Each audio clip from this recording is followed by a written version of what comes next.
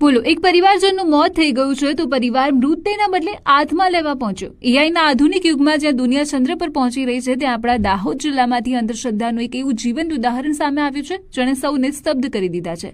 પણ એના પરથી સવાલ એ થાય છે કે ક્યાં સુધી અંધશ્રદ્ધામાં જીવશે ગુજરાત? કેમ કે મધ્યપ્રદેશના એક પરિવાર માટે 3 મહિના પહેલા થયેલો એક અકસ્માત પીડાદાયક રહ્યો।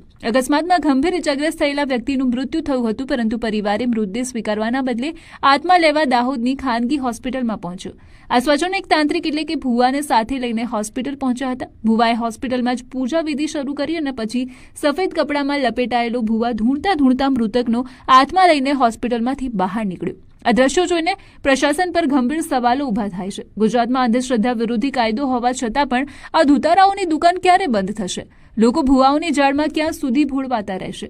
આજના યુવાનોએ સમજવાની જરૂર છે કે અંધશ્રદ્ધા ક્યારેક તમારો જીવ પણ લઈ શકે છે। પ્રશાસને હવે આવા તાંત્રિકો સામે કડક કાર્ય